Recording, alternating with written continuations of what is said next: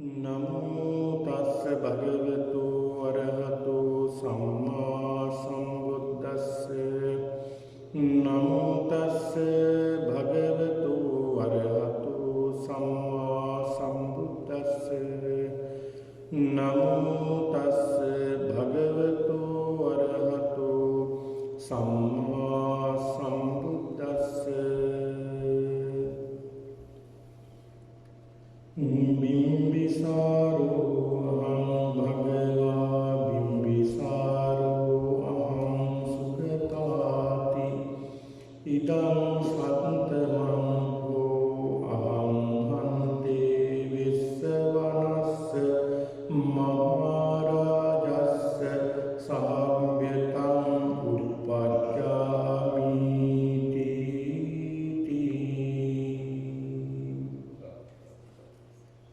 ගෞරවනීය ලෝකස්වාමීන් වහන්සේගේ අවසරයි සදහබර වාසනාවන්ත සත්පුරුෂ පින්තුනි, වස් කාල පරිච්ඡේදයේදී සිදු කරන ලබන මේ ආගමික වැඩසටහන් අතර මේ ධර්ම දේශනා මාලාවේ දෙවැනි දිනේ විදියට මේ සියලු දෙනාම අද මේ මොහොතේදී මේ වැඩසටහනට සම්බන්ධ වෙමින් බොහොම ශ්‍රද්ධාවෙන් භක්තියෙන් ගෞරවයෙන් යුක්තව මේ වස් කාල පරිච්ඡේදය තුළ බොහෝ අර්ථවත් වටිනා කාල පරිච්ඡේදයක් බවට මේ තුන් මාසය තුළ අපි කටයුතු කරනවා. ඒ වගේම බුදුරජාණන් වහන්සේ දේශනා කළ මේ ධර්මය තව තවත් දියුණු කරගෙන සුගතිය කරාම අපි පාර සකස් කරගන්නවා කියන මේ දෙවි අධිෂ්ඨානයෙන් යුක්තවයි අද මේ පින්නතුන් විහාරස්ථානට පැමිණලා සිටින්නේ. අනිකුත් අය මේ වැඩසටහන තමන්ගේ නිවෙස්වල සිට සහසම්බන්ධ වෙන්නේ. අද මේ උතුම් පින්කම සිදු කිරීමේ දායකත්වයේ දරමින් කටයුතු කරන්නේ කුමාර වස්නායක මහත්මයා, මුදිතා වස්නායක මහත්මිය, යසන් වස්නායක ඒ පුතුණුන් මේ පින්නතුන් තමයි අද මේ උතුම් ධර්ම දේශනාවේ පින්කමේ දායකත්වයේ දරමින් කටයුතු කරන්නේ. මේ පින්නතුන් නිරන්තර විහාරස්ථානයේ මහා සංඝරත්නයේ දම්පැන් පිරිනමමින් බොහෝම ශ්‍රද්ධාවෙන් ගෞරවයෙන් භක්තියෙන් යුක්තව කටයුතු කරන පින්නතුන්. ඒක නිසා අද මේ පින්නතුන් අරමුණු රසක් ඉදිරිපත් කරගෙන අද මේ උතුම් පින්කම සිද්ධ කිරීමයි අරමුණු කරගන්නට යෙදෙන්නේ. මේ උතුම් ධර්ම දේශනාමය වගේම බුද්ධ වන්දනාමය අද මේ පින්කම් මාලාවට සම්බන්ධ වෙලා එයින් සිද්ධ කරගන්න සියලු කුසල ශක්තිය බලය තුලින් ඒ කළුබණ්ඩා බස්නායක සෙනෙහබර පියතුමන් කුමාර බස්නායක මහත්මයාගේ පියතුමන්, ඒ වගේම මෑණියන් වන චන්ද්‍රානි බස්නායක සෙනෙහබර මෑණියන්, ඒ වගේම කිර්සිරි බස්නායක සෙනෙහබර සහෝදරයා, ඒ අය සිහි කරලා ඒ සෙනෙහබර මව්පියන්ට සහෝදරයාට මේ උතුම් පින්කම ඒ අයගේ භවගාමී ජීවිත සාර්ථකමත් කරගන්නට ලැබේවා කියන මේ ප්‍රාර්ථනාවත්, ඒ වගේම පුංචි කාලයේ සිට මේ පින්නතුන් හදා වඩා ගන්නට යෙදුන ඒ සේවිකාවක විදිහට කටයුතු කළ මිස්ලින් මහත්මියට පින් අනුමෝදන් කිරීමට මේ උතුම් පින්කම ආරම්භ කරගන්නවා. ඒ වගේම මුත්තා බස්නායක මහත්මියගේ නමින් මියගිය ප්‍රේමරත්න සමරසිංහ සිංහබර පියාණන්ටත්, ඒ වගේම මල්ලිකා සමරසිංහ සිංහබර මෑණියන්ටත් ඒ මව්පිය දෙපළක් සිහි කරලා ඒ දෙමාපියන්ට පුණ්‍යානුමෝදනා කරන්නට වුණා කියන මේ උතුම් චේතනාව ඉදිරිපත් කරගෙන ඒ දෙමාපියන්ට පින් අනුමෝදන් කිරීමට අරමුණු කරගන්නට යෙදෙනවා. ඒ වගේම හේමන්ත සමරසිංහ සහෝදරයාණන්ට ඉක්මන් සුවේ ප්‍රාර්ථනා කිරීමක් මේ පින්කමේ අරමුණක් විදියට ඉදිරිපත් කරගෙන තිබෙනවා වගේම යසාන් පුතාගේ අනාගත කටයුතු සාර්ථක කර ගැනීමටත් සියලු දෙනාට නිදුක් නිරෝගී සුවේ ප්‍රාර්ථනා කිරීම අරමුණු කරගෙන මේ උතුම් පින්කම සිද්ධ කරනවා. ඉතින් ඒක නිසා ඉහත සඳහන් කරන්නට යෙදුනේ දෙපාර්ශ්වයේ මියගිය ඒ තමන්ගේ දෙමාපියන් සිහි කරලා දෙමාපියන්ගේ උතුම් ගුණයන් සිහි කරලා ඒ දෙමාපියන්ට මේ උතුම් පින්කම අනුමෝදන් කරනවා. ඒ දෙමාපියන් ඇතුළු සියලු ඥාතීන් උදෙසා මේ පින් අනුමෝදන් වීමෙන් මේ උතුම් දානමය පින්කමේ ධර්ම දානමය පින්කමේ බලයෙන් ඒ සියලු දෙනා උතුම් චතුරාර්ය සත්‍ය අවබෝධ කරගනිත්වා කියන ප්‍රාර්ථනාවෙන් ඒ වගේම අනිකුත් මේ අයටත් මේ සියලු දෙනාට කරදර බාධා දුක්ඛම් කටළු මගහැරී මේ උතුම් ධර්ම දානමය පින්කමේ බලයෙන් සියලු දෙනාටම සියලු කටයුතු සාර්ථකමත් කරගන්නට නිරෝගී බව චිරජීවනයේ සලසා ගන්නට මේ උතුම් වූ ධර්ම දානමය පින්කම ආශිර්වාදයක් වේවා කියලා සාදු කියන ප්‍රාර්ථනාවෙන් අද මේ පින්තුන් මේ උතුම් ධර්ම දේශනාව ශ්‍රවණය කරන්න. හොඳයි පින්තුනි, ධර්ම ශ්‍රවණය කරන විට අපි නිතර මතක් කරනවා බොහොම ශ්‍රද්ධාවෙන් ගෞරවයෙන් ධර්ම ගෞරවය ඇති කරගෙන බණපදයක් ශ්‍රවණය කරන්නට ඕනේ. තමන්ගේ මේ ඉන්ද්‍රියන් සංවර කරගෙන සිත කය වදන කියන මේ ద్వාරත්‍රයන් සංවර කරගෙන බණ ඇසීමෙන් ධර්ම ශ්‍රවණය කිරීමෙන් මහ වූ ප්‍රතිඵල තමන්ගේ ජීවිතයට ලබා ගන්නට පුළුවන්කම තිබෙනවා. ඒක නිසා බොහොම ශ්‍රද්ධාවෙන් ගෞරවයෙන් ධර්ම ගෞරවයෙන් යුක්තව මේ දේශනා කරන දහම් පදයක් පදයක් පාසා විමසමින් සිහි කරමින් මේ ධර්මයේ ශ්‍රවණය කරන්නට ඕනේ. ඒ නිසා අද මේ පින්තුන්ට මේ ධර්ම දේශනාවට මාතෘකාව වශයෙන්ම තබා ගත් ඉතා වටිනා සූත්‍ර දේශනාවක්. ඒ තමයි දීඝනිකාය ජනවසභ කියන මේ සූත්‍ර දේශනාව. මේ සූත්‍ර දේශනාවෙන් පින්නතුනි බොහෝ වටිනා කරුණු කාරණා රැසක් අපිට අපේ ජීවිතයට එකතු කරගන්නට පුළුවන්කම තිබෙනවා. පින්නතුනි බුදුරජාණන් වහන්සේ එදා උතුම් සම්මා සම්බුද්ධියට පැමිණෙනවා. උතුම් සම්මා සම්බුද්ධියට පැමිණලා උන්වහන්සේ පස්වග තවුසන්ට ධර්මයේ දේශනා කරමින් ඒ පස් දිනාම රහත් භාවයට පත් වෙලා ඒ වගේම ප්‍රථම රහත් 69ට අමතලා ඒ ප්‍රථම රහත් 69 ධර්ම ප්‍රචාරය සඳහා පිටත් කර හැරලා ඒ භාග්‍යවතුන් වහන්සේ වැඩම කරනවා ගයා ශීර්ෂයට. ඒ අතරතුරත් යම් යම් සිදුවීම් සිදු වෙනවා.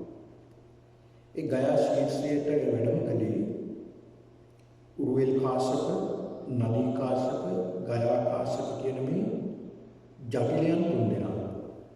තමන්ගේ පිරිසත් එක්කලා 1000ක් විතර. ඒ අය දමනය කරන්නට. ඒ අයට ධර්මය අවබෝධ කරලා දෙන්නට. උන්වහන්සේ වැඩම කරලා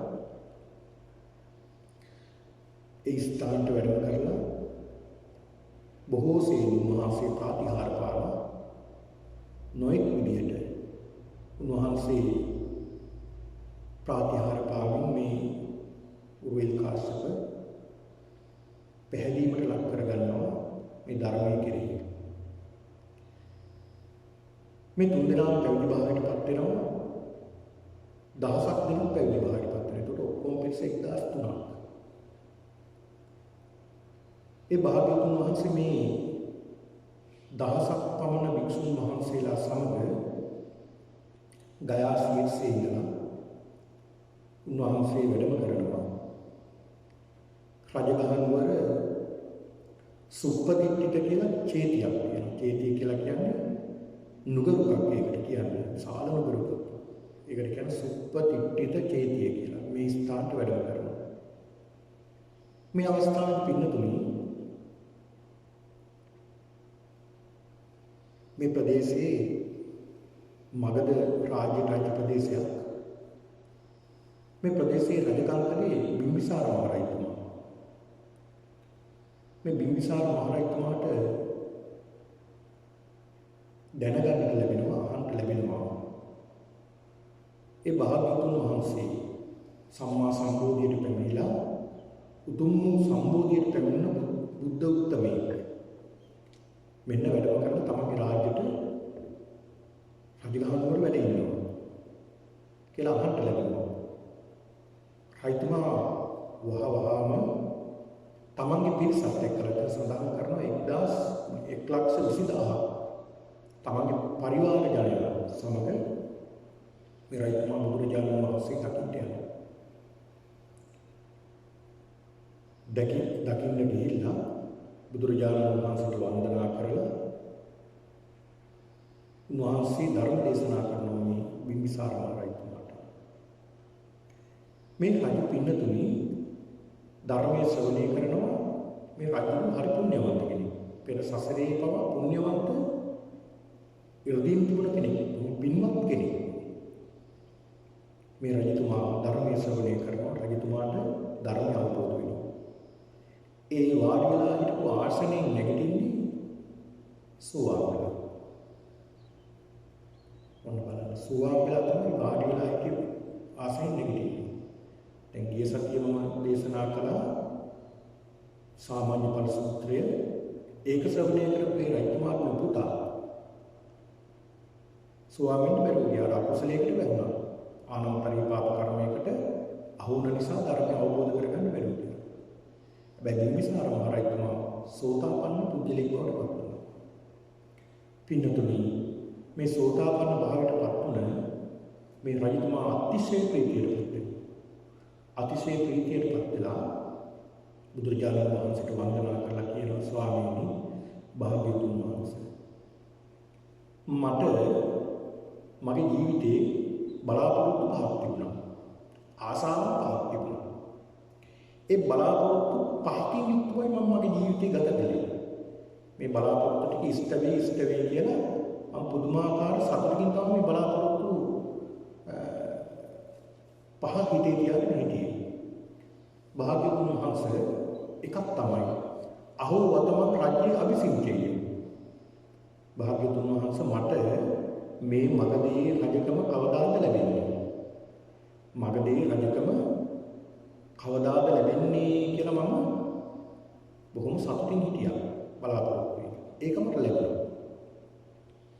භාග්‍යවතුන් වහන්සේ තවත් බලාපොරොත්තුවක් තිබුණා.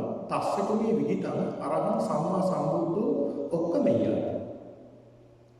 මගේ මේ විදිතේට එන්නතම මගේ මේ රාජ්‍යයට ඒ භාග්‍යවතුන් වහන්සේ බුදුරජාණන් වහන්සේ සම්මා සම්බුදුරජාණන් වහන්සේ වැඩම කරගන්න තියෙනවා නම් මොන තරම් භාග්‍යයක්ද කියලා බලාපොරොත්තුවක් තිබුණා. ස්වාමීන් තවත් බලාපොරොත්තුවක් තිබුණා තංචාහං භගවන්තං පෛරුපාසීය. ඒ භාග්‍යවතුන් වහන්සේ ළඟට ගිහිල්ලා මට පෛරුපාසනය කරන්න එහෙම නැත්නම් කතා බහ කරන්න මට ලැබෙනවා නම් ඒකත් හරිම භාග්‍යයක් කියලා මට ලොකු බලාපොරොත්තුවක් තිබුණා. තවත් බලාපොරොත්තුවක් තිබුණා ස්වාමීනි සෝචමේ භගවා ධම්ම දේශේති. ඒ භාග්‍යවතුන් වහන්සේ මට ධර්මයේ දේශනා කරනවා නම් කියලා ආසාවක් බලාපොරොත්තුවක් තිබුණා. තස්සචහං භගවතු ධම්මං අජානීය. ඒ භාග්‍යවතුන් වහන්සේ ශ්‍රවණය කරන ධර්මය අහලා දේශනා කරන ධර්මය අහලා මට ධර්මය අවබෝධ කරගන්න තියෙනවා නම් කියලා බලාපොරොත්තුවක් තිබුණා. දැන් බලන්න මේ බලාපොරොත්තු පහ. මේ බලාපොරොත්තු පහෙන් පින්නතුනේ එකම බලාපොරොත්තුවක් විතරයි තමන් කෙරෙහි විතරක් තියාගත්තා. මේ මගදී රජකම ලැබෙනවා නම් කියලා. අනිත් බලාපොරොත්තු හතරක් බලන්න. ධර්මයේ කෙරෙහි. මේ කවුද? මේ ඉන්දියාවේ මහා රාජ්‍යයන් දෙකකින් ප්‍රබලම රාජ්‍යයක් වන මගදී අධිපති බිම්බිසාරයි. මහරජ කෙනෙක්. ඒ ධර්ම අවබෝධ කරගෙන නිතර පින්නතුනි ධර්මයට යොමුනවා. මේ රජතුමා. ධර්මයට යොමු වෙලා දෙහිමි රජෙක් විදිහට තමයි කටයුතු කළේ. හොඳට තමගේ රාජ්‍යය පාලනය කළා. මොන තරම් දක්ෂ විදිහට පාලනය කළාද කියනවා නම් නිතරම කල්පනා කළේ මේ රජකම අනිත්‍යයි. රජකම අද නැති වෙන්න ඉඩ තියෙනවා කියන ධර්මයට අනුව තමයි රාජ්‍ය කළේ. මේ විදිහට රාජ්‍ය කරගෙන ඉන්නකොට තමයි අර අජාසත් කුමාරයා දේවදත්ත මහරජාගේ බහට අවනත වෙලා නොමග ගිහිල්ලා තමගේ පිය රජතුමාට බොහෝ වදහිංසා දුන්නා. ඒ වදහිංසා දෙන වෙලාවෙත් පින්නතුනි ඒ හිර කුටියේ ඉඳගෙන මේ රජතුමාට හොඳටම වද දෙනවා. කෑම කන්න දෙන්නේ නැහැ. ආහාර ගෙනියන්න දෙන්නේ නැහැ. කන්න දෙන්නේ නැතුව මරන්න හැදුවේ. ඒ තරගියේ ඒ හිර කුටියේ තියෙන ජනේලය ඒ ජනේලෙන් පේන භාග්‍යවතුන් වහන්සේ නිත්‍ය කුටියේ විජිකුල් පවුවේ වැඩ ඉන්නවා. උන්වහන්සේ සක්මන් කරනවා පේනවා. ඒ දකින්නකොට වැඳගෙන බුදුරජාණන් වහන්සේට වන්දනා කරනවා. බුද්ධානුස්සතිය වඩනවා කියනවා. ඒ බුද්ධානුස්සතිය වඩලා මේ රජතුමා මෙනෙහි කරනවලු ධර්මය කොහොමද මෙනෙහි කරන්නේ? දැන් බලන්න අපිට වගේ එකක් වුණා නම් මෙච්චර දේවල් කළා අපිට කොහොමද වෙන්නේ? මෙච්චර මේ පන්සල වෙනුවෙන් දේවල් කළා, මෙහෙම කළා. ඒ වුණාට අපිට වෙන්නේ මේ වගේ දේවල් කියලා අපි හිතන්නේ එහෙම. හැබැයි ධර්මය අවබෝධ කරගත්ත කෙනෙක් හිතන විදිය බලන්න. මේ රජතුමා කල්පනා කරනවා, මෙනෙහි කරනවා. අනේ භාග්‍යවතුන් වහන්සේ දේශනා කළ ධර්මය මගේ අස්පනාකටම සත්‍ය වුණා නේද? උන්වහන්සේ දේශනා කළානේ ජාතික දුක්ඛ, ඉපදීම දුකක් කියලා. අද මගේ ඇස් ඉදිරිපිටම මේක දැන් මට සිද්ධ වෙලා තියෙන්නේ. ඉපදුන නිසා නේද මම මේ දරුවා මට වද දෙන්නේ. මේ දරුවා මට මේ තරම් වද දෙන්නේ නිසා කරන්නේ ඉරේ දාලා තියෙන්නේ. මේ ඉපදුන නිසා ඉපදුන නැත්තම් මම මේ දුක නැහැ. මේ භාගතුන් වහන්සේ දේශනා කළ ධර්මේ නම් අතිශය සුන්දරයි කියන ධර්මයට පැහැදිලි. පස්සේ මේ රජතුමා මරණයටපත් වෙන හිර කුටියේ. හිර කුටියට මේ මරණයටපත් වෙනවා. සතියක් සමාරක් ගත වෙනවා. පින්නතුනි. ඒ අවස්ථාවේ භාග්‍යවතුන් වහන්සේ වැඩ ඉන්නවා නාදික කියලා ගමක. නාදික කියන ගමක ගිංජකාවස කියලා විහාරස්ථානයක තමයි වැඩ ඉන්නේ. මේ වැඩ ඉන්න කෝසල් රටේමයි මේ නගර මේ ස්ථානයේ තිබුණේ. මේ වැඩ ඉන්නකොට භාග්‍යවතුන් වහන්සේ පින්නතුනි දේශනා කරනවා ඒ රටේ මිනිස්සුන්ට දේශනා කරන පාසකාවල් පැමිණුණු වහන්සේ ධර්මයේ ශ්‍රවණය කරන ඒ අවස්ථාවේ වහන්සේ දේශනා කරනවා පින්නතුනි කාසි කෝසල වජ්ජි මල්ල කුරු පංචාල වර්ෂ සූරසේන කියන මේ ජනපදවල අතීතේ ධර්මයේ දිනු කරලා මිය ගියාය මෙච්චර ප්‍රමාණයක්. මිත්‍යා දෘෂ්ටි වෙනා අපායික ගුණ ප්‍රමාණය මෙච්චර ප්‍රමාණයක්. ඊළඟට සෝවාන් වෙච්ච ප්‍රමාණය මෙච්චරක්. ඒ වගේම සකදාගාමී වුණාය මෙච්චරක්. අනාගාමී වුණාය අරහත් වුණාය මේ ප්‍රමාණයක් කියලා බුදුරජාණන් වහන්සේ දේශනා කරනවා. උන්වහන්සේ පෙන්නලා දෙනවා මෙන්න මේ පංච ඕරම් භාවික සංයෝජන නැති කරපු ඒ කියන්නේ අනාගාමී වෙලා බ්‍රහ්ම ලෝකෙ ඉපදුනාය. බ්‍රහ්ම ලෝකෙ ඉපදලා ඒ බ්‍රහ්ම ලෝකෙ තමයි අය පිළිගම් පාන්නේ. ඒ අය එතන 50ක් ඉන්නවා කියනවා. 50 දෙනෙක් බ්‍රහ්ම ලෝකෙ ඉපදුනා. ඊළඟ සකදාගාමී වෙච්ච අය ඒ අය අනුන්වකට වෙලිය කියනවා. හැබැයි ඒ අය එකපාරයි මිනිස් ලෝකෙට එන්නේ. එතනින් එහා ඒ අය ධර්මය අවබෝධ කරගන්න ඊළඟට සෝවාන් වෙච්ච අය සඳහන් කරනවා 500කට වැඩි කියලා. සෝවාන් වෙච්ච අය. ඒ සෝවාන් වෙච්ච අය හත් පාරයි ඉන්නේ සත්තක්කත්තුන් කියනවා. ඒ කියන්නේ හත් පාරයි නැවත උපත්තියක් ලබනවා. ඒ කියන්නේ නැවත දිව්‍ය ලෝක, මනුෂ්‍ය ලෝකවල උපත්ති ලබන හත් පාරයි. ඒ අය අපාය වහලා තියෙනවා. ඒ කියන්නේ අපායට යන මාර්ගය යාලා වහගෙන තියෙනවා. කිසි දවසක සෝවාන් වෙච්ච කෙනෙක් අපායට යන්නේ. ඒ කියන්නේ සෝතාපන්න කියන්නේ ඒක නිසා මේ දේශනාව සිද්ධ කරලා මේ මිනිස්සු බොහෝම සතුටුපත් වෙනවා. අහවල් නගරේ, අහවල් ගමේ, අහවල් ජනපදේ මෙච්චර ප්‍රමාණයක් සෝවාන් වෙලා, මෙච්චර ප්‍රමාණයක් සකදාගාමී වෙලා, මෙච්චර ප්‍රමාණයක් අනාගාමී වෙලා, අතීතයේ මේ නුදුරු අතීතයේ මේ මෙච්චර ප්‍රමාණයක් දිව්‍ය ලෝකෙ ගියා, බ්‍රහ්ම ලෝකෙ ගියා, සෝවාන් වුණා, සකදාගාමී වුණා, අනාගාමී වුණා, අරහත් මාර්ගඵල වලටපත් වුණා. ධර්මය අවබෝධ කරගන්න නැතුව මිත්‍යා දෘෂ්ටික විඳලා මෙච්චර ප්‍රමාණයක් අපායගත වුණා කියලා මේ විදිහට බුදුරජාණන් වහන්සේ දේශනා කළා නේද කියලා අතිශය සතුටට ගත්තා. දැන් මේ මිනිස්සු කියන මේ කතාව ආනන්ද හාමුදුරන්ට ඇහෙනවා.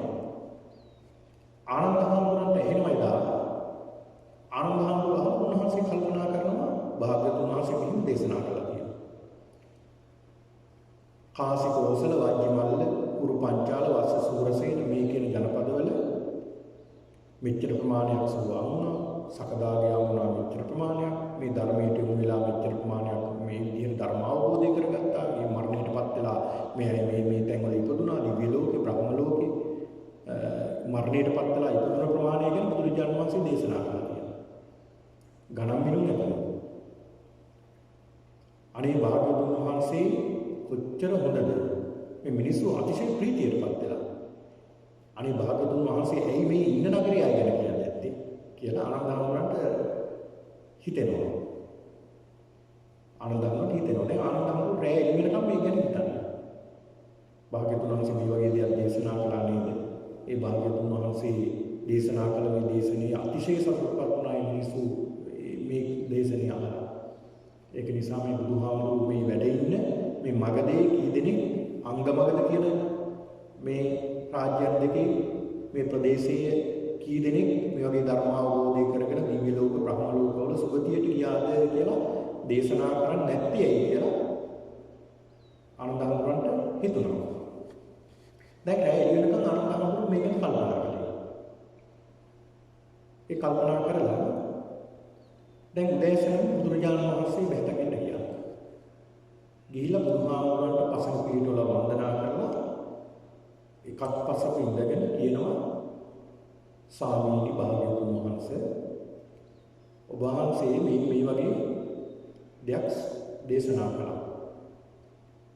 මේ ජනපදවල අතීතයේ ඊළඟ නුදුරු අතීතයේ මෑතක මිය ගිහිල්ලා මෙච්චර ප්‍රමාණයක් සෝවාන් වෙලා දිව්‍ය ලෝකවල, බ්‍රහ්ම ලෝකවල මේ සුගතියට ඉපදුනා මේ ප්‍රමාණයක් කියලා ඔබ වහන්සේ දේශනා කළා.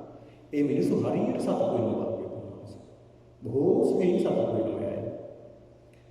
අනේ භාග්‍යවතුන් වහන්සේ ඔබ වහන්සේ මේ නගරේ මේ මගදී අංගමගද කියන මේ නගරේ මිය ගියා ගැන කියනවා නම් කොහෙද ඉපදුනේ කියලා ඒක බොහෝ සතුටු වෙයි මිනිස්සු කියලා සඳහන් කරනවා. කියලා භාග්‍යවතුන් වහන්සේට වන්දනා කරලා ආනන්දම වෙනවා. දැන් දැසන මේ සිදුවීම සිදුුනේ බුදුරජාණන් වහන්සේ දහවල පිණ්ඩපාත වැඩම කරලා පෙරපත් කිසේ උන්වහන්සේ පිණ්ඩපාත වැඩම කරලා ආපසු වැඩම කරලා උන්වහන්සේ විහාර මණ්ඩලයට වැඩම කරනවා. විහාරට වැඩම කරලා උන්වහන්සේ කරුණා සමාපත්තිය සම්පූර්ණ. ඒ කරුණා සමාපත්තිය සම්බන්ධව උන්වහන්සේ බලනවා මේ අංග මගද කියන මේ නගර දෙකේ මිය ගියා කියලා. කොහෙද ඉපද ලැබෙන්නේ මේ ධර්මයේ දේශුත්‍රවණය කරලා ධර්මයේ දිනු කරලා මේ අය කොහෙද ඉන්නේ මරණයටපත් වුණා කොහෙද ඉපදිලා තියෙන්නේ කියලා බලනවා. ඒ බලලා උන්වහන්සේ බොහෝ වෙලාවක් මේ සමාධියෙන් වැඩ ඉන්නවා. ඒ වැඩ ඉඳලා උන්වහන්සේ ඒ සමාධියෙන් නැගිටලා ඒ ඉස්සරහ තියෙන නුගාගාවට වැඩම කරලා ඒ නුගාගා වැඩේ වෙනවා. ආනන්ද හාමුදුරුවෝ වැඩම කරලා බුදුහාමුදුරුවෝ වන්දනා කළ බලනකොට බුදුහාමුදුරන් සඳහන් කරන ස්වාමීනි භාග්‍යවතුන් වහන්සේ ආනන්ද හාමුදුරුවෝ පේනවා පින්නතුනි බුදුහාමුදුරුවෝ හරි ප්‍රසන්න වෙන්න ඉන්නේ මේ වෙලාවේ. භාග්‍යවතුන් වහන්සේ ඔබ වහන්සේ හරිම ප්‍රසන්නයි. ඔබ වහන්සේ ඉන්දියන් හරි ප්‍රසන්නයි ලැබෙනවා ඔබ වහන්සේ. ඔබ වහන්සේ මොනවා හරි ධ්‍යාන සුවයකින් වැඩ කියන්නේ දැන්. ආනන්ද කියලා බුදුහාමුදුරුවෝ සඳහන් කරන ආනන්ද මේ අංග මගද ජනපදයේ මිය ගිය අය පිළිබඳව මම මෙනෙහි කළා. ආනන්දව සඳහන් කරනවා භාග්‍යවතුන් වහන්සේ මේ මිනිස්සු හරිය කැමති මේ සතුටු වේ දේශනා කරනවා. මේ නගර දෙකේ භාග්‍යවතුන් වහන්සේ මේ අතීතයේ මිය ගිය අය කොච්චරද? ඒ අය ධර්මය අවබෝධ කරගෙන මිය ගිහිල්ලා කොහෙද ඒ අය ඉපදලා ඉන්නේ කියලා කියනවා නම් හරි වටිනවා. භාග්‍යවතුන් වහන්සේ හරි වටිනවා කියලා. ඊළඟ බුදුහාමුදුරුවෝ සඳහන් කරනවා ආනන්ද ඔබ අහලා තියෙනවද ජනවසව කියලා දෙවියෙක් පිළිබඳව කියලා. දැන් ජනවසව කියලා ඇහෙනකොටම ආනන්ද හාමුදුරුවන්ගේ ඇඟේ කිලිපොලා යනවා. අනේ භාග්‍යවතුන් වහන්සේ මොන කවදාවත් අහන්නේ මේ නම. මේ පළවෙනි වතාවට මම මේ ජනවසව කියන නම ඇහුවේ.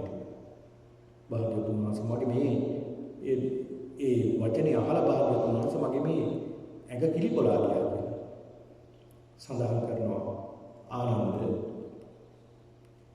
මම සමාපත්තියට සම්බන්ධලා ඉන්නකොට මම බැලුවා මේ අංග මගද මේ නගර දෙකේ මිය ගිය අය. ඒ බලනකොට මගේ ඉදිරියේ පහළ වෙලා ස්වාමීන් භාග්‍යවතුන් වහන්සේ මම ජනවසක වෙමි භාග්‍යවතුන් වහන්සේ මම ජනවසක වෙමි කියලා තුන් පාරක් සඳහන් කළා. භාග්‍යවතුන් වහන්සේ කවුද මේ ජනවසක? ඊට පස්සේ සඳහන් කරනවා ස්වාමීන් මම බිම්බිසාර මහරජතුමා. භාග්‍යවතුන් වහන්සේ මම බිම්බිසාර මහරජතුමා කියලා තුන් පාරක් සඳහන් කළා. ඔන්න බලන්න. දැන් මේ කවුරු මේ මරණයටපත් වෙලා ජනවසක දැමින් යක්ෂයන්ට අනිත් දෙවි කෙනෙක් වෙලා ඉඳලා තියෙනවා. බිම්බිසාර මහරජතුමා සෝවාන් වෙච්ච කෙනෙක්. ඒ දේශනාවේ තියෙන පින්නතුනි මේ ධර්මය අවබෝධ කරගෙන දෙන්න ගියාම කවදාවත් අපරම වෙන්නේ නැහැ කියලා. ඒක සඳහන් කරන දිව්‍ය ලෝකවල හිත අලවන්න නෙමෙයි. නම් මේවා අපි දැනගත යුතු කාරණා. අපි අරමුණ තියෙන්න ඕනේ කොහොම හරි නිවන් දකින්න. මේ භවයේදී ඒක අපේ අරමුණ. නමුත් ධර්මාවබෝධයක් නැතුව එහෙම නැත්නම් ධර්මාවබෝධය කරලා රහත් භාවයටපත් වෙන්න නොහැකිව අපිට මරණයටපත් වුණු සුගති භූමියකවත් අත්දැකීමක් ලබන්න සඳහන් කරනවා මේ ආනන්ද මේ ජනවසක දෙවියෝ යක්ෂ දෙවි කෙනෙක් කියලා සඳහන් කරන්නේ වෙසමුණි රජුගේ තවත් එක් දෙවි කෙනෙක් කණ්ඩායමක් බාරවන්න. මේ දෙවියෝ සඳහන් කරනවා ඇවිල්ලා මේ දිවි ලෝකයේ තියෙන කොච්චර වටිනවද මේ දිවි ලෝකෙ ඉපදීම කියලා.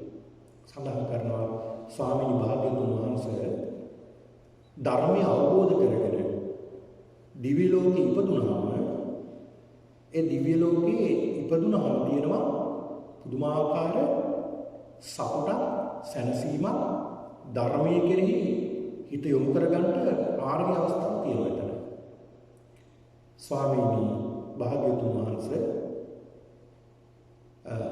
වස් කාල පරිච්ඡේදයේ ප්‍රධාන පොය දවසක මේ දිව්‍ය ලෝකයේ සුධර්මා කියලා දිව්‍ය සභාවක් තියෙනවා. සුධර්මා කියලා මහ විශාල දිව්‍ය සභාවක් තියෙනවා. මේ දිව්‍ය සභාවට දෙවියෝ එකතු වෙනවා පොය දවසේ. මොකටද මේ ධර්මයේ සාකච්ඡා කරන්නේ. මේ සුධර්මා කියන දිව්‍ය සභාවට තවතිසාවේ දෙවිවරු ඒ සියලු දෙවිවරු එකතු වෙනවා. එකතු වෙලා වාඩි වෙනවා. තම තමන්ගේ ආසන තියෙනවා තම තමන්ගේ ආසන වල වාඩි වෙනවා. දෙවියන්ගේ සියලු ශරීර තියෙන ශරීරම ආවගෙන එන්න වාඩි වෙනවා. ඊළඟට ටික වෙලාවක් යනකොට මහා ආලෝක හතරක් එනවා හතර දිශාවෙන් සතර දිශාවෙන්. ඒ ඇවිල්ලා ඒ ආසන වල වාඩි වෙනවා දෙවිවරු. කවුද මේ ඉන්නේ? සතරවරම් දෙවියෝ. ඒ ඇවිල්ලා වාඩිලා ටිකක් වෙලා යනකොට ඔන්න තවත් මහා ආලෝකයක් එනවා. ඒ ආලෝකයේ පතුරවාගෙන ඉන්නේ මේක සලා ඉන්ද්‍ර දෙවියන් එහෙම නැත්නම් සක්‍ර දෙවියෝ. සක්‍ර දෙවියන් තමන්ගේ ආසනෙට බහිනවා. මේ ආසනේ වාඩි වෙලා ඉන්න සක්‍ර දෙවියන්ට පේනවා අනිත් දෙවියෝ අතර බබල් දෙවියොත් ඉන්නවා. මෑතක ධර්මය අවබෝධ කරගෙන මේ දිව්‍ය ලෝකෙට ආපුවත් ඉන්නවා. මේ සක්‍ර දෙවියෝ සඳහන් කරනවා පින්වත් දෙවිවරුනි සක්‍රය ඇතුළු මේ සියලුම දෙවිවරු හරි පුණ්‍යවන්තයි. මෙතන ඉන්න හැම දෙවි කෙනෙක්ම හරි පුණ්‍යවන්තයි. මේ දෙවිවරු අතිශයින් බබලනවා. මොනෝගෙන් බබලන්නේ? වර්ණයෙන් බබලනවා. ඊළඟට යසසින් බබලනවා. ඒ වගේම දීර්ඝායුෂයෙන් ලබන දෙවිවරු බවට පත් වෙනවා. හේතුව මොකද්ද? ඒ භාගතුන් වහන්සේ සරණ යන. මොන දිව්‍ය ලෝකේ තරම වෙන්නේ බලන්න. ඒ බුදුහාමුදුරන්ගේ සරණ යන. ඒ භාගතුන් වහන්සේ දේශනා කරන ධර්මයමයි අනුගමනය කරලා තියෙන්නේ. ඒ වගේම උන්වහන්සේගේ ධර්මය අනුගමනය කරන සුපටිපන්නාදී ගුණයෙන් යුක්ත මහා සංඝ රත්නය. ඒ කියන්නේ භික්ෂු භික්ෂුණී උපාසක උපාසිකා කියන සිව්වරක් පිරිස. මේ අයගේ සරණ යනවා. මේ කියන තුනුරුවන්ගේ සරණ යනවා. ඒක නිසා මේ දිව්‍ය ලෝකේ දෙවිවරු බවලනවා. ධර්මය අවබෝධ කරගෙන දිව්‍ය ලෝකෙට පැමිණි මේ දෙවිවරු ඊටත් වැඩි අතිශයින් බබලනවා. දැන් දෙවිවරු ඉන්නකොට ඒ දෙවිවරු වැඩියෙන් බබලනවා කියන්නේ. මොකද ධර්මය දියුණු කරගත්තා ඒ නිසා. සඳහන් කරන සක්‍ර දෙවියෝ හරි සතුටක් වෙලා සඳහන් කරනවා දෙවිවරුනි අතිශය සතුටක් ඒක. අපේ වර්ණය කීර්තිය බලය වැඩි වෙනවා. අසුරයන්ගේ බලය අඩු වෙනවා එතකොට. ඔය සුරාසුර අතර යුද්ධයක් තිබ්බනේ. ඒක නිසා අසුරයන්ගේ බලය අඩු වෙනවා ඒ වෙනකොට දෙවියන්ගේ බලය වැඩි වෙනවා. ඒක නිසා নমස්කාර කරමු කියලා බුදුහාමුදුරන්ට ධර්මයට මහා සංඝරත්නයට নমස්කාර කරනවා දෙවියෝ. ඒ নমස්කාර කරලා ටික වෙලාවක් යනකොට උතුරු දිශාවෙන් සාල ආලෝකයක් එනවා. ඒ ආලෝකය අරගෙන ඉන්නේ බ්‍රහ්ම දිව්‍ය රාජයා. මේක සඳහන් කරනවා මේ දේශනාවේ පිළිතුරේ දෙවියන්ගේ ශරීරයක් නැහැ බ්‍රහ්මයන්ගේ ශරීරයක් නැහැනේ. සතර මවා ගන්න පුළුවන් ඒකට. ඒක දෙවියන්ට ඉස්සරහටම සඳහන් කරන්නම් මේ සතර ඉර්ධිපාද පිළිබඳව විස්තර කරනකොට දෙවියන්ට තියෙන ශක්තියක් ඒක ඉර්ධියක්. ඒ ආලෝකය ඇවිල්ලා ළඟට ඇවිල්ලා ඒ ආලෝකයේ මැදින් සිවුම් ශරීරයක් මවා ගන්නවා. ඒ ළඟට ආවට පස්සේ සිවුම් ශරීරය මවා ගත්තට පස්සේ ඉන්න සියලු දෙවිවරු මේ එන්නේ සනන් කුමාර කියන දිව්‍ය බ්‍රහ්ම රාජයෙක්. බ්‍රහ්ම ලෝකේන දිව්‍ය බ්‍රහ්ම රාජයෙක් තමයි එන්නේ. මෙයා අනාගාමී වෙච්ච කෙනෙක්. එනකොට එතන ඉන්න කිසි දෙවි කෙනෙක් නැගිටින්නේ නැහැ. වඳින්නෙත් නැහැ. ඊටපු තැන් වලම ආසන වල වාඩි වෙලා ඉන්නවා. සක්‍ර දෙවියෝ සතරවරන් දෙවියෝ අනිත් දෙවියෝ තමන්ගේ ආසන වල වාඩි වෙලා ඉන්නවා. මේ සනන් කුමාර දිව්‍ය බ්‍රහ්ම රාජය ඇවිල්ලා බලනවා තමන්ට සුසු ආසනයක් මොකක්ද කියලා. බලලා කවුරු හරි තමන් දකින තමන්ට සුසු දෙවි කෙනෙක්ගේ ආසනයක වාඩි වෙනවා. ඒ ආසනයේ වාඩි වෙනකොට සියලු දෙවිවරු ඇඟිලි බැඳගෙන নমස්කාර කරනවා කියනවා. ඒ ආසනයේ වාඩි වෙන ඒ ආසනයේ අයිති දෙවියෝ අතිශය ප්‍රීතියටපත් වෙනවා කියනවා. දිව්‍ය සනන් කුමාර දිව්‍ය බ්‍රහ්ම රාජයා වාඩි වෙනවා තමන්ගේ ආසනයේ. ඇයි මේ අස්තේ ප්‍රීතියටපත් වෙන්නේ?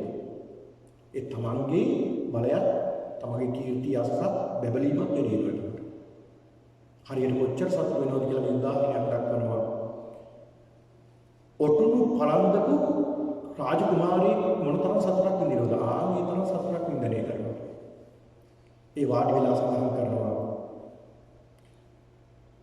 සක්‍ර දෙවියනි දේවතාවුනි ඔබලා අතිශයින් වාසනාවන්තයි.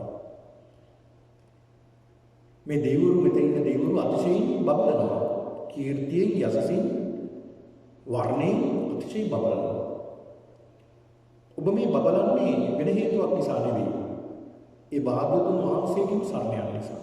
ධර්මයේම සරණ යන නිසා, මහා සංඝරත්නයේම සරණ යන නිසායි කියන සඳහන් කරනවා. ඒ සඳහන් කරලා වන්දනා කරනවා තුන්දුවන්ට වන්දනා කරලා මේ දෙවියෝ පින්නතුනේ එහෙමම ආසනෙම අහසට පැනනගිනවා. අහසට පැනනගිලා මේ සනත් කුමාර කියන දිව්‍ය බ්‍රහ්ම රාජයා ආත්ම 33ක් මවා ගන්නවා. තමන් වගේ ආත්ම 33ක් මවාගෙන ආසන 33ක වැඩ ඉන්නවා. ඒ වැඩ ඉඳලා දෙවියන්ට ධර්ම දේශනා කරනවා.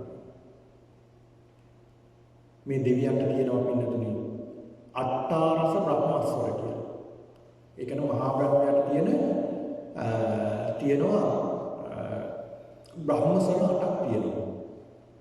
මහා බ්‍රහ්මයාට තියෙන බ්‍රහ්මසර 8ක් තියෙන එකක් තමයි විස්සක්තිකා. විස්සක්තිකා කියලා කියන්නේ මේ කියන දේ හොඳට දැන් බුදුරජාණන් වහන්සේට තිබ්බනේ අට්ඨාරස බ්‍රහ්මස්වරේ බුදුහාමුදුරු ධර්ම දේශනා කරනකොට මේ අට්ඨාරස බ්‍රහ්මස්වරයෙන් තමයි ධර්මයේ දේශනා කරන්නේ. ලක්ෂ ගණනක් හිටියා. අයි මේ වගේ ශබ්ද විකාශන යන්ත්‍ර ඕනේ ඒ විදිහටම එනවා. ඒක තමයි උන්වහන්සේගේ ශක්තිය බලය. මේ සනත් කුමාර කියන දෙවි රාජයාටත් එහෙමයි. විස්සක්තිකා කියන හොඳින් මේ හඬ හොඳට ලික් වෙනවා. විඤ්ඤාණයතා කියන්නේ මේ කියන දේ වහා තේරුම් ගන්නවා. ඒ තරම් ශක්තියක් තියෙනවා මේ කියන වචන වල. ඊළඟ මඤ්ඤුතා කියන්නේ හරිම මොළොක් මේ කියන දේ දේශනා කරන දේ ප්‍රකාශ කරන දේ ඉතාම මොළොක්. සවනීයතා ඇසීමට හරි මිහිරි. බින්දුතා කියන්නේ කොහෙන්වත් කැඩෙන්නේ නැහැ. බින්දුව වගේ තමයි කියන දේ දැන් අපි දැන් කතා කරගෙන යනකොට දැන් සමහරට මේ කියලා සමහරලාට අපි පැටලෙනවනේ. එහෙමවත් නෑ. අර බින්දුවක් වගේ එක දිගටම කියාගෙන. ඊළඟ අවිසාරිතා විසිරෙන්නේ නෑ කියන දේ. ඒ වගේම ගම්භීරතා ගැඹුරුව නික්මෙනවා. නින්නාදතා පිරිස කෙරවල ඉන්න කෙනාට ඉස්සරහින් ඉන්න කෙනාට වගේ ඒ තරමට දක්ෂයි. මෙන්න මේ කියන අට්ඨාරස බ්‍රහ්මස්වරයෙන් ධර්මයේ දේශනා කරනවා. පින්වත් දෙවිවරුනි කියලා දේශනා කරනවා. දේශනා කරනකොට මේ සනත් කුමාර බ්‍රහ්ම දිව්‍ය රාජයා සඳහන් කරනවා භාග්‍යවතුන් වහන්සේගේ ධර්මයේ මේ ධර්මයේ තියෙන මේ ගුණාංග සඳහන් කරනවා. ඊළඟ මේ ධර්මයේ ගැඹුරු තැන් දේශනා කරනවා. සඳහන් කරනවා සතර සතිපට්ඨාන, කායානුපස්සන, වේදනානුපස්සන, චිත්තානුපස්සන, ධම්මානුපස්සන මේ ගැන විස්තර කරනවා මේ දෙවියෝ. අර තමන් මවාගත්ත ආත්ම භාව 33ම ඒ දෙවිවරුන්ට තමන් ගාව වල කියනෝනේ තමයි එන්නේ. එක දෙවි කෙනෙක් කියනකොට අර 33 දෙනාම කියනවා. එක විදිහටම එන්නේ. එක්කෙනෙක් නතර කරනකොට අර 33 දෙනාම නතර කරනවා. මේ විදිහට තමයි ධර්ම දේශනා කරනවා. මේ සඳහන් කරන බුදුරජාණන් වහන්සේට මේ ජනසභ කියන දෙවියෝ මේ දිව්‍ය ලෝකයේ මේ කියන තොරතුරු ඊළඟ සඳහන් කරනවා භාග්‍යවතුන් වහන්සේ මේ සඳහන් කරනවා කායානුපස්සන, වේදනානුපස්සන, චිත්තානුපස්සන, ධම්මානුපස්සන ඊළඟට චතුරාර්ය සත්‍ය පිළිබඳව විශේෂයෙන්ම සඳහන් කරනවා කියනවා සතර ඉර්ධිපාද. අද මේ පින්නතුන්ට මම පැහැදිලි කරලා දෙන්නේ සතර ඉර්ධිපාද පිළිබඳව. මේ සතර ඉර්ධිපාද පිළිබඳව විස්තර කරනවා. මේ දෙවිවරු සතර මේ මනුෂ්‍ය ලෝකේ ඉන්නකොට මේ සතර ඉර්ධිපාද දියුණු කරලා ධර්මයේ දියුණු කරගෙන දිව්‍ය ලෝක වලට පැමිණියාම අතිශය ඉර්ධියෙන් බබලනවා කියනවා. සතර ඉර්ධිපාද. ඉර්ධි කියලා කියන්නේ විශේෂ හැකියාව කියන එක. පාද කියලා කියන්නේ මේ විශේෂ හැකියාව මතු කරගන්න තිබෙන කාරණා ඉර්ධිපාද. එම හතරක් තියෙනවා. ඒ තමයි ඡන්ද ඉර්ධිපාදය කියන්නේ එකක්. ඡන්දතා කියලා කියනවා. ඡන්ද ඉර්ධිපාදය. ඡන්ද ඉර්ධිපාදය. මේ ඡන්ද ඉර්ධිපාදයේ ඉර්ධිපාද කියලා ගත්තා පින්නතුනි ඉර්ධිපාද ඉර්ධි ආකාර තුනකට සඳහන් වෙනවා. එකක් තමයි උත්පත්තියෙන් වෙන ජන්මය. ජන්ම ඉර්ධි. උත්පත්තියෙන් ජන්මයෙන් සමහරුන්ට එනවා. දැන් දෙවියන්ට තියෙන දෙවි උපත ලැබනකොට මේ ජන්මයෙන්ම උපතින්ම දෙවියන්ගේ පහළවීමෙන් මේ 이르දිය තියෙනවා. දෙවියන්ට ආකාශය යන්න පුළුවන් ආකාශචාරී. ශරීරයෙන් වර්ණයක් වෙනවා. ඒක දෙවියන්ගේ තියෙන උත්පත්තියෙන් වෙන ජන්මයෙන්.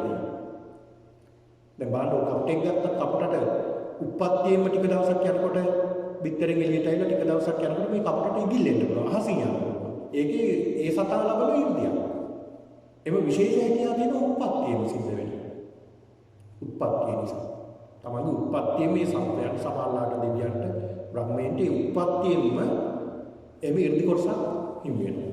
ඒවට කියනවා ජන්ම 이르දි කියලා කියනවා. ඊළඟට තවත් 이르දි තියෙනවා. ඒවට කියනවා පුණ්‍ය 이르දි. ඒ කියන්නේ තමන්ගේ පෙර සසරේ කරපු පින් නිසා ලැබෙන 이르දි තියෙනවා. පෙර සසරේ කරපු පින් නිසා ලැබෙන 이르දි තියෙනවා. දැන් ඔය ජෝතිය කියන සිටුවරයා ගැන සඳහන් වෙනවා. ජෝතිය දැන් ඔය ඒ ජෝතිය කියන සිටුවරයාට විශේෂ ඉර්ධියක් තිබ්බා කියලා. සිටුවරයාගේ බිරිඳට ඒ පුණ්‍ය ඉර්ධිය. සේවකයන්ට පුණ්‍ය ඉර්ධිය කියලා. කොච්චර ඉර්ධියක් තිබ්බද කියනවා පුණ්‍ය ඉර්ධිය. මේ ජෝතිය කියන සිටුවරයා තමන්ගේ සේවකයන්ට පඩි බේරනවා. පඩි බේරනකොට තමන්ගේ සේවකයන්ට මුදල් දෙන්න හදනකොට සේවයට තමන්ගේ මේ පසුම්බියට අත දාලා මුදල් ගන්නකොට මුදල් ඉවරයක් වෙන්නේ නැහැ දෙන්න. ගන්න මුදල් තියෙනවා. ඒක 이르දියක් කියනවා. යාගේ පිනට පහළ ඉ르දියක්. අන්න බලන්න. පිනට පහළ වුණ ඉ르දියක් කියනවා. ඒක අවසන් වෙනකොට අවසන් කරනවා නම් ඒ මුදල් පසුම්බිය අනිත් පැත්තට හරවපුවම ඕන් ඒක ඉවරයි. ඒ හරවනකම් මුදල් දෙනවා කියන්නේ. ඒ තරමට පුණ්‍ය ඉර්ධියක්. ඊළඟ බිරිඳට තිබ්බා කියනවා ආහාර වෙනවා මේ බිරිඳ. ඒ ආහාර ඉවරයක් නෑ. එන හැමෝටම දෙනවා. බැරිලා රජුගේ චතුරංගනි සේනාව ආවොත් ඒ ඔක්කොටම දීලා කවදාවත් කියනවා. දෙන්න තව වැඩි වෙනවා. ඒක පුණ්‍ය ඉර්ධියක්. මේවා අපිට හිතා ගන්න බැරි දේවල්. ඒ තරම් පුණ්‍ය ඉර්ධි පහළ වෙනවා. ලංකාවෙත් එහෙම සිදුවිලා තියෙනවා. ඊළඟට මේ සේවකයන්ට පුණ්‍ය ඉර්ධියක් දෙන්න තියෙනවා. මේ සේවකයෝ ගිහිල්ලා කුඹුරු සානවා. එක හීයක් ඇදගෙන යනකොට මුළු පළාතක්ම හැදිලා. අර පස් පෙරලා මුළු පළාතක්. ඒ තරම් පුණ්‍ය ඉර්ධි තිබිලා තියෙනවා. බලන්න මොන තරම් වටිනා ඉර්ධියද පුණ්‍ය ඉර්ධි. මේවට කියනවා පුණ්‍ය ඉර්ධි කියලා කියනවා. දැන් ඔය සඳහන් කරන අනුරුද්ධ කුමාරයා පිළිබඳව සඳහන් කරනවා අනුරුද්ධ කුමාරයා මේ අනුරුද්ධ කුමාරයාට මේ වගේ පුණ්‍ය ඉර්ධියක් පහළලා තිබුණා. මේ අනුරුද්ධ කුමාරයා කවදාවත් නෑ කියන දෙයක් කියලා අහලා නෑ. නෑ කියන වචන දන්නේ නෑ. නෑ කියලා එකක් අහලා නැහැ. දැන් තමන්ගේ යාළුවොත් එක්කලා හැමදාම ගිහිල්ලා සෙල්ලම් කරනවා. පෙරදුනහම අම්මට කියලා කැවුම් ඉල්ලගෙන ගෙනල්ලා දෙනවා. පණිවිඩයක් කරනවා මම කැවුම් ටිකක් ඉවන්න කියලා පෙරදුන් නිසා කැවුම් දෙන්නේ. දවසක් පණිවිඩේ කැවුම් නැහැ කියලා. ඊට පස්සේ ආපහු පණිවිඩයක් කරනවා. එනම් නැති කැවුම් ඉවන්න කියලා. ඒ කියන්නේ දන්නේ නැහැ කියන වචනේ නැහැ කියලා. ඊට පස්සේ දැන් මේ මෑණියක් කල්පනා කරනවා කවදාවත් මේ නෑ කියන දේ නෑ බෑ කියන දේ කියලාම නෑනේ. මේක ඉගෙන ගන්නත් එක්කලා යවන්න ඕනේ කියලා. භාජනයක පසුම්බියක් කියලා ඒක වහලා යවන හිස්. මේ කුමාරයා මොන තරම් පින්වන්තද කියනවනේ. මේක ඇරලා බලනකොට මේ කුමාරයා කැවුම් පිටිලා. එදා ඉඳලා හැමදාම නැති කැවුම් යනවා. බලන්න මොන තරම් පුණ්‍ය ඉර්ධියක්ද. ඉතින් මේ වගේ පිනට පහළ වෙන ඉර්ධි තියෙන ඒවට කියනවා පුණ්‍ය ඉර්ධි කියලා. ඒ වගේම තවත් ඉර්ධි තියෙනවා ඒවා තමන්ට නැහැ. හැබැයි ඒවා අපි උත්සාහයෙන් උපදව ගන්නවා. අපි උත්සාහයෙන් උපදවාගත යුතු ඉර්ධි වලට කියනවා. ඒ වගේ උත්සාහයෙන් ඉර්ධි උපදව ගන්න ක්‍රම හතරක් තියෙනවා. තමයි ඡන්ද, චිත්ත, විරිය, විමර්ශා කියලා කියනවා. දැන් ඡන්ද කියන්නේ කැමැත්ත. මොනවට අපි කැමැත්තද? කුසලයට කැමැත්ත. දැන් මේ ඡන්ද කියපුවාම සතර අගතියෙන් සඳහන් වෙන ඡන්ද කියලා ඒ කියන්නේ ඒක ඡන්දයෙන් අගතියට යන්නේ කියලා. ඒ තමයි ඡන්දයේ සඳහන් වෙන්නේ. මෙතන සඳහන් කරන්නේ ඡන්ද කියලා කියන්නේ කුසලයට කැමැත්ත, පින්කම් වලට කැමැත්ත, ඒ කියන්නේ යහපත් දෙයට කැමැත්ත තමයි ඡන්ද කියලා කියන්නේ. ඡන්දතා. ඡන්ද කියලා කියන්නේ. එතකොට මේ අපි ගාව තියෙන්න ඕනේ කාරණාවක් මේක. අපි ගාව යම් යම් ආකාරයට මේ ඡන්දතාවය තියෙනවා. දැන් ඔය ඇත්තන්ට ඔය ඡන්දතාවය නැත්තම් මෙතෙන්ට එන්නේ නැහැ. ඒ කැමැත්ත ඉස්සලා තියෙන්න ඕනේ පන්සලට යන්න ඕනේ. පන්සලේ අපි ධර්ම දේශනාවක් පැවැත්වෙනවා මේ වැඩසටහනට අපි සම්බන්ධ වෙන්න ඕනේ කියලා දැඩි කැමැත්තක් තියෙනවා. අන්න ඒක තමයි දැඩි කැමැත්ත. මේ කුසලයට දැඩි කැමැත්තට කියන ඡන්ද. කුසල් වඩන්න දැඩි කැමැත්ත තියෙනවා. ඒතකොට ඒක ඡන්දතාවයක්. ඒක ඡන්දතාවයක්. ඒක යුද්ධයක් ඒක. ඊළඟ දැන් බෞද්ධ විදිහට අපිට තියෙන එකම දේ මොකක්ද? නිවන සාක්ෂාත් කරගන්න අපි මොකද කරන්නේ? පින්කම් කරනවා. කැමැත්තෙන් කරන්නේ කැමැත්තෙන්. බොහෝ කැමැත්තෙන් කරනවා. ඒතර එකක් ඡන්දතාවය. මොකක් අරමුණු කරගෙන නිවන අරමුණු කරගෙන. ඒකට කියනවා ඡන්දතා. ඡන්ද. මේ ඡන්ද කියන මේ ඉර්ධිපාදේ අපි ගාව දිනු කරගන්න ඕනේ. කුසලයට කැමැත්ත දැඩි කැමැත්තක් තියෙන්න ඕනේ. කුසලයට දැඩි කැමැත්තක් අපි ගාව තියෙන්න ඕනේ. ඊළඟ කාරණාව තමයි චිත්ත. දැන් දැඩි කැමැත්තක් තියෙනවා. ඒ කැමැත්ත වගේම ඒකට හිතක් තියෙන්නත් බෑ. චිත්ත කියන්නේ ඒකයි. ඒ පිළිබඳව හොඳට අරමුණු කරගත්ත හිතක් තියෙනවා. ඒ පිළිබඳව හොඳට අරමුණු කරගත්ත හිතක් තියෙනවා. ඒ ගැනම හිතන්න හිතින්. දැන් බලන්නකෝ. දැන් අපි හිතමුකෝ උදාහරණයක් විදිහට යම් කිසි කෙනෙක් යම් කිසි දෙයක් සිද්ධ කරනවා. අපි හිතමු මේ බල්බය නිර්මාණය කරපු කෙනා. එයා ඒ හිතියක් තියෙනවා. එයාට උණු විශේෂ හැකියාවක් ඒක. එයා මේවා දිනු කරලා හදාගත්ත දෙයක්. එයාට දැඩි කැමැත්තක් තිබ්බා මේක කරන්න. ඊළඟට ඒ ගැනම හිතුවා. නිතර හිතන්නේ ඒ ගැන. ඒකට කියනවා චිත්ත. ඊළඟට විරිය කියලා කියන්නේ ඒ සඳහා වීරියක් ගන්න ඕනේ. උත්සාහයක් කරන්න ඕනේ. ඒ සඳහා මේ ඡන්දතාවයේ තමන්ගේ සිටිවිලි ඒ කුසලයේ දිනු කරගන්නට වීරියක් ගන්නවා. උත්සාහ කරනවා. ඒකට කියනවා විරිය කියලා. ඒ වීරිය නැතුව කරන්න බෑ. දැන් භාගතුන් වහන්සේගේ වර්ණක උන්වහන්සේ දවසක් කාලෙදී උන්වහන්සේ අර භූමියට වාඩි වුණේ මොන වීරියද? චතුරාංග සමන්නාගත වීරිය. ඒ වීරියට සම කරන්න බුදු කෙනෙක් කරන්නේ වෙන කෙනෙකුට බෑ. ඒ කියන්නේ දැන් අපි මේ වීරිය ගන්න ඕනේ මොකටද? ඒ අරමුණ සාධනය කරගන්න. ඒ අරමුණ සාධනය කරගන්න වීරිය ගන්නකොට අප දැන් කුසලයේ දියුණු කරගන්න. ආයි ජීවිතය ගැනවත් අපේක්ෂාවක් නැහැ. දැන් උන්වහන්සේ බෝසතාණන්ගේ ජීවිතය ගැනවත් අපේක්ෂාවක් තිබ්බේ නැහැ. මම මෙතනම ගියා මම මේක අදාරින්නේ නැහැ. අන්නේ දැඩි අධිෂ්ඨානයේ තියාගන්නව වාරි වෙනවා. අනේකට කියනවා වීරිය කියලා. වීරියක් ගන්න ඕනේ, උත්සාහයක් ගන්න ඕනේ. ඊළඟ විමර්ශා කියලා කියන්නේ ඒ යන මාර්ගය පැහැදිලි ධර්මයෙන් පැහැදිලි කරගෙන යනවා. දැන් යන ගමන අපැහැදිලි වෙනවනේ. ඒ අපැහැදිලි වෙනකොට ධර්මයෙන් නිතරම විමසා යනවා. ඒකට කියනවා විමර්ශා කියලා කියනවා. ඡන්ද, චිත්ත, විරිය, විමර්ශා කියලා කියනවා. මෙන්න මේ කියන සතර ඉරිපාද.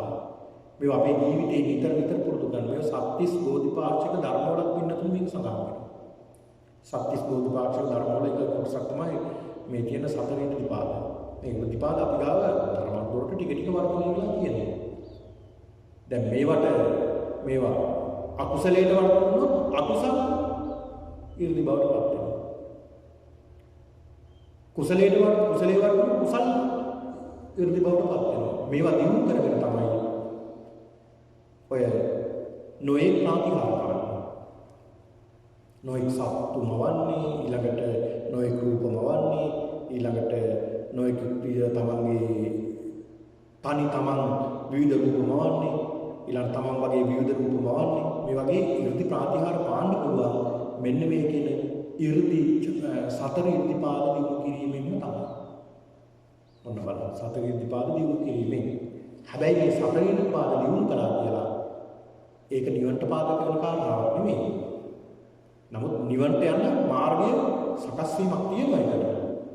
ඔය අනුරාධ ලංකාවේදී ඔය කතාවක් සඳහන් වෙනවා. එක පුද්ගලයෙක් හිටියා බොහොම වයසක පුද්ගලයෙක්. මේ පුද්ගලයා කුඹරක වැඩ කරන කෙනෙක්. බොහොම කුස වෙලා කළු පාටයි. මූණත් නිකන් හරි විරූපී යාළුවා. මූණත් නිකන් හරි විරූපී. මෙයා ඉතින් කුඹුර කොටකට ඉඳලා දැන් තමන්ගේ ගෙදරට යනවා.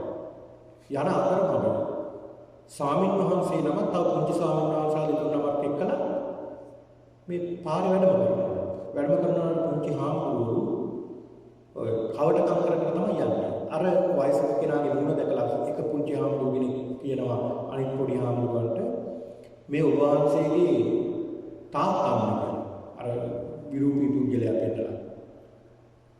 අනිත් පොඩි හාමුදුරුවෝ නෑ මේ මගේ තාත්තා නෙමෙයි ඔයාගේ තාත්තා. කියලා මේ දෙන්නම විහිළු කර යනවා. යනකොට පිටිපස්සේ යන මේ වයසක මිනිහයාට ඇහිලා ඉස්සරහට ගිහලා වැඩිහිටි හාමුදුරුවන්ට වන්දනා කළා කියන ස්වාමීනි මෙන්න මෙහෙම ලොකු වරදක් කරනවා මේ පොඩි හාමුදුරුවෝ. මේ පොඩි හාමුදුරුවෝ උසුළු විසුළු කරමින් මම දිහා බලාගෙන මට උසුළු විසුළු කරමින් යන්නේ. පොඩි හාමුදුරුවෝ හොඳට හිතා ගන්න. මම ඔබ වහන්සේලා වගේ නෙමෙයි මම මේ අත් දෙකෙන් ඉර අත ගාපු කෙනෙක් කියලා. මේ අත් දෙකෙන් ඉර අත ගාපු කෙනෙක් කියලා. කොහොමද? කලින් මෙයා පැවිදි වෙලා හිටපු කෙනෙක්. ඔබ වහන්සේලා වගේ නෙමෙයි උසුළු විසුළු කරගෙන මම හිටියේ නෑ. මම හොඳට මේ ධර්මය දියුණු කළා. මේ සතර ඉර්ධිපාද වැඩුවා. උත්තර ධර්මයේ වැඩුවා. මේ සතර ඉර්ධිපාද වඩලා මට හිතුණා සූර්යය ස්පර්ශ කරන්න ඕනේ කියලා.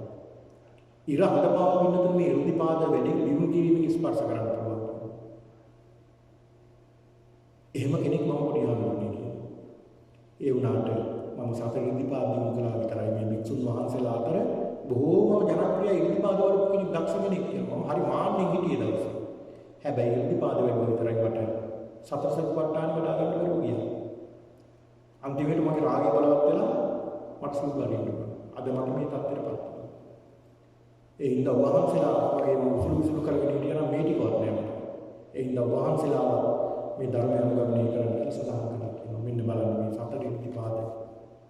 ඒතර මේ ඉර්ධිපාද අපි ජීවිතේ අපි දිනු කරන්න ඕනේ. ඡන්දතා අපිට තියෙන්න ඕනේ ඡන්දය. කුසලයට කැමැත්තක් තියෙන්න ඕනේ. Taman සිදු කරන යම් දෙයක් තියෙනවා. ඒකට කුසලයේ දිනු කරගන්න අපි දෙටි කැමැත්තක් තියෙනවා. ඊළඟට ඒ පිළිබඳව නිතර හිතන්න ඕනේ. ඊළඟට වීර්යයක් තියෙන්න ඕනේ. ඒක නිතර පැහැදිලි කරගෙන මේ ගමන යන්නට ඕනේ. මෙන්න මේ කියන සතර ඉර්ධිපාද අපේ ජීවිතේ දිනු කරගන්න. එහෙම මේ ධර්මයට යොමු කෙනෙක් කවදාවත් ධර්මයෙන් අතරමින් වෙන්නේ නැහැ කියලා සඳහන් කරනවා. මෙන්න මේ කාරණා සඳහන් කළා මේ සනත් කුමාර දිව්‍ය රාජ්‍යව නැවතත් අහසට පැනනගිලා වන්දනා කරලා බුදුරජාණන් වහන්සේට ධර්මයට මහා සංඝරත්නයට වන්දනා කරලා දීර්ඝ ධර්ම දේශනාවක් එතන සඳහන් වෙන්නේ. කියන්නේ සතර සතිපට්ඨානය, සතර සම්‍යක් ප්‍රදාන වීර්ය, ඊළඟට මෙතන සඳහන් වෙනවා පින්නතුනේ ආර්ය අෂ්ටාංග මාර්ගය පිළිබඳව දීර්ඝ විස්තරයක් සඳහන් කරනවා. සම්මා දිට්ඨිය, සම්මා සංකප්පය, සම්මා වාචා, සම්මා කම්මන්ත ආදී වායාම සති. මේ සතිය දියුණු වීම නිසා සමාධිය ඇති වෙනවා කියලා කියන සඳහන් කරනවා. මේ විදිහට දීර්ඝ දේශනාවක් සිද්ධ කරලා එදා ඒ ධර්ම සාකච්ඡාව අවසන් කරලා ඒ සනත් කුමාර දිව්‍ය බ්‍රහ්ම රාජු යන්ට යනවා. ඊට පස්සේ මේ ජනවසමිකම මේ යක්ෂයන්ට අධිපති දෙවියෝ වෛශ්‍රව නැත්නම් වෙසම දෙවියන්ගේ පණිවිඩයක් අරගෙන පින්නතුනේ යනවා රාජපාලියට. ඒ යන ගමන තමයි මේ බුදුරජාණන් වහන්සේ හම්බෙන්න. බුදුරජාණන් වහන්සේ හම්බ වෙලා මෙන්න මේ කතාව සඳහන් කරනවා. ස්වාමීනි මම මෙහෙම ගමනක් යන්නේ. ඒ ගිහිල්ලා යන අතරමඟ තමයි මට දැනගන්න ලැබුණේ මේ ප්‍රමාණයක් මේ මගදී මරණයටපත් වුණා මේ තැන්වල මරණයටපත් වෙලා උපත ලැබුවා ස්වාමීන් භාග්‍යවතුන් වහන්සේ. ඒක නිසා ඒක සඳහන් කළා යන්නයි මම ආවේ කියලා ආනන්ද මේ ජනවසම දෙවියෝ මෙන්න මේ කාරණාව සඳහන් කළා කියලා සඳහන් බලන්න මේ දිව්‍ය ලෝකෙත් අතරමං වෙන්නේ ධර්මයට යොමුනායි. කවදාවත් අතරමං වෙන්නේ නැහැ. ඔය සෝතාන්දත කියලා සූත්‍රයක් තියෙනවා. මේ සූත්‍රය පැහැදිලි කරලා දෙනවා. කෙනෙක් ධර්මයේ දියුණු කරලා මරණාසන්න මොහොතේ සමාධි සීවි කරනවා. හැබැයි ਉਹ ධර්මයේ දියුණු කරලා මරණයටපත් වෙන සීවි කරලා ඒත් ඔහු අසරණ වෙන්නේ නැහැ දිව්‍ය ලෝකේ. යථාගත නික්කිත ඒවම සාධි. හරියට මරණ ගමන් දිව්‍ය ලෝකෙ උපදිනවා. දැන් සමහර ප්‍රශ්නයක් තියෙනෝනේ මේ අවසානයේ සීවි කල්ලා මොනවා වේද කියලා ධර්මයේ දියුණු කරලා මුකුත් වෙන්නේ නැහැ. බුදුහාමුදුරුවෝ සෝතාන්දත කියන සූත්‍රයේ පෙන්නලා දෙනවා. ඔහු ගිහිල්ලා ටික කාලයක් යනකොට ඔහුට තේරෙනවා මේ තමන් ධර්මයේ දියුණු කරපු කෙනෙක් නේද කියලා ධර්මයට කියනවා. කොන්න බලන්න. මේ විදිහට බුදුහාමුදුරුවෝ පෙන්නලා දෙනවා මේ කුසල් වඩලා සතර ඉර්ධිපාද වඩලා මේ වගේ සුගති භූමියකට යෑමෙන් අපිට ලබා ගන්න පුළුවන් ප්‍රයෝජන මොනවද කියලා. ඉතින් දිව්‍ය ලෝකේ කවදාවත් ධර්මයෙන් අතරමං වෙන්නේ නැහැ.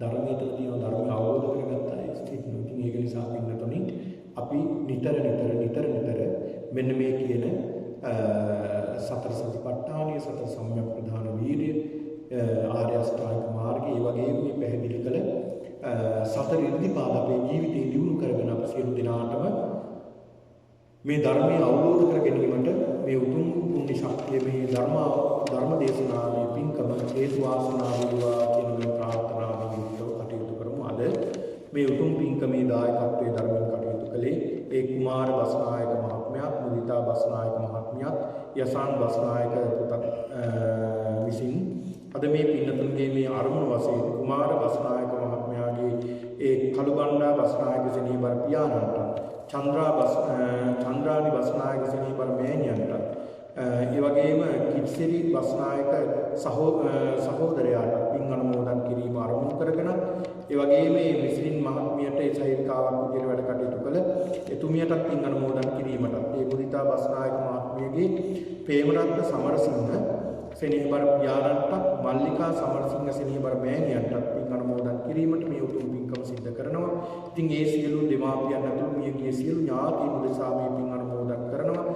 හේමන්ත සමරසිංහ සහෝදරයාට ඉක්මන් සුවය ප්‍රාර්ථනා කිරීමත් යශාන්තගේ අනාගත කටයුතු සාර්ථක කර ගැනීමට සියලු දෙනාට දුක් නිරෝගී සුවය ප්‍රාර්ථනා කිරීමත් අරමුණු කරගෙන මේ උතුම් පින්කම සිද්ධ කරන්නේ. ඒ නිසා මේ පින්නතුන්ගේ සියලු ප්‍රාර්ථනාවන් සමෘද්ධිමත් වේවා. මේ සියලු දෙනාට උතුම් චතුරාර්ය සත්‍ය අවබෝධයේ පිණිස මේ උතුම් දේශනාව හේතු වාසනා වේවා කියලා